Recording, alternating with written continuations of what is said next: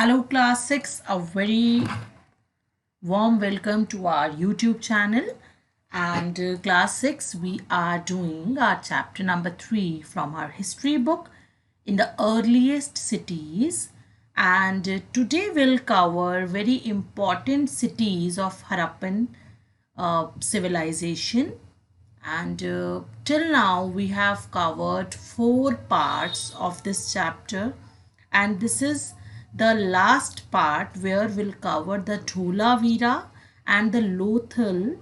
Basically, these two are the very important towns where the evidences have been found. Even some live examples we will cover, like the city of Dholavira was located on Khadir Bed in the run of Kutch. Okay, so this is the place, like हम गुजरात में चले गए हैं बेटा अब. Fine, अभी तक हमने कवर किया था आपके कुछ एग्जांपल्स, लाइक हमने मोहनजोदारो किया, आपका हरप्पा किया, पाकिस्तान हमने ज़्यादा कवर किया. And now we are moving to our Gujarat part. These are the important cities, important towns, okay, जो प्रेजेंट आपका गुजरात में है. एंड वेयर, ये कहाँ पर धोलावीरा सिटी लोकेट था, जहाँ पर again fresh water was available and the land was fertile. So again the evidences here, fresh water means water was that time also same important जो कि आज भी है, and the fertile soil for the agriculture basically. So unlike some of the other Harappan cities which were divided into two parts, as we covered, like the cities was divided into two parts, yes, citadel and the lower town. And here this city was divided into three parts. ये difference था बाकी cities से. Each part was surrounded with massive stone walls. बड़ी बड़ी दीवारों से घिरे हुई areas थे, with entrances through gateways. तो 3 parts में city को divide किया हुआ है, and structures बहुत ज़्यादा huge structures were there and entrances बनाए गए हैं. There was also a large open area जो दिखा सेटलमेंट का, और पब्लिक प्लेसेस के लिए, पब्लिक सेरेमनीज के लिए एक ओपन एरियाज फाइंड किए गए. even include large letter of Harappan cities that were carved out of white stone and perhaps inlaid in wood. So would में नहीं, अभी तक तो वुड हमको मिल रहा था, लेकिन यहाँ पर आप देखेंगे कि आपके हड़प्पन स्क्रिप्ट जो रीडेबल तो नहीं थी, लेकिन वो स्क्रिप्ट हमें हर जगह मिली है. अगर हम सील्स की बात करते हैं बच्चा, टेराकोटा टॉयज के साथ हमने सील्स कवर किए थे. So all these large letters were also found in this site also, and this is unique find as generally Harappan writing जो थी हमें छोटे छोटे ऑब्जेक्ट्स पे मिल रही थी, लाइक सील्स. लेकिन in this site in Dholavira we found on the white stone, बड़े बड़े स्टोन्स पे लिखी हुई हमें हड़प्पन स्क्रिप्ट विजिबल हुई in Dholavira. Okay, now will move to the Lothal. This is also one of the important city. Beside, ये कहाँ है situate? Tributary of Sabarmati. Tributary again the helpful, a small river.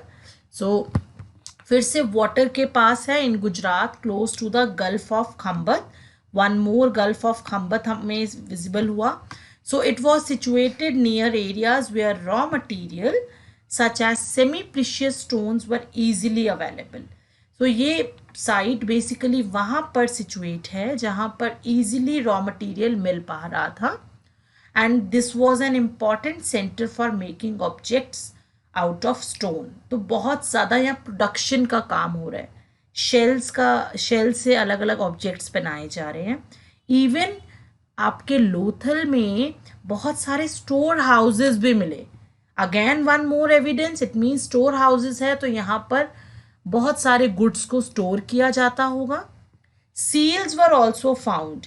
Seals means आपके जो इम्प्रेशंस के seals होते हैं वो स्टोर हाउसेस में मिले.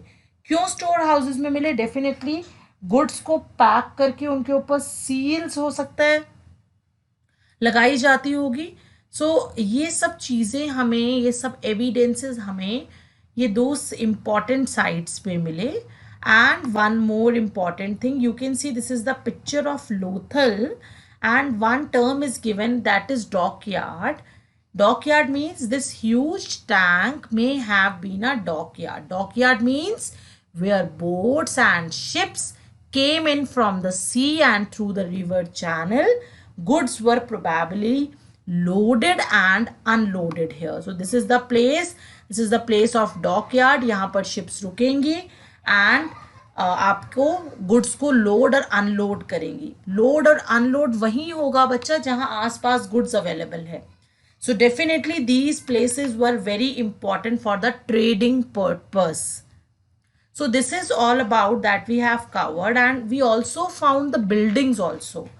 Buildings most probably workshops लगे, वो workshops मतलब जहाँ पर कुछ craft work हुआ करता होगा, like making beads, stone से beads बनाना, ठीक है, and the finished beads have also found here.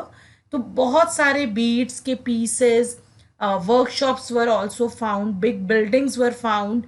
So these are the evidences, and one dockyard is similarly the showing this thing that yes, the trade was going on. इसका मतलब आप दूसरे countries में या किसी के थ्रू आपका distant places से आपका मटेरियल आता भी था और आप उसको इवन दूसरे जगह पे सेंड भी करते थे. Yes, so we have covered seal also. Seal is like जहाँ पर स्टैम्प लगाने के लिए पैकेट्स को टाइटली जब भेजा जाता होगा दूसरे एरियाज में, सो बैग को क्लोज बिल्कुल करके टाइट करके a layer of weight clay was applied on the not. Not पे क्ले लगा दी जाती थी और उसके ऊपर सील दबा दी जाती थी. मीन्स एक इम्प्रेशन दे दिया. इम्प्रेशन इज लाइक सिंबल कि आपको पता चल जाएगा ये उस पर्टिकुलर सिटी से आया है. Yes, so the impression of the seal is called a sealing. Yes, sealing was intact. वो पूरे टाइम बंद रहती थी और वो उसको वही पर्सन ओपन करेगा जिसके पास मटेरियल जा रहा है. So the goods had arrived safely.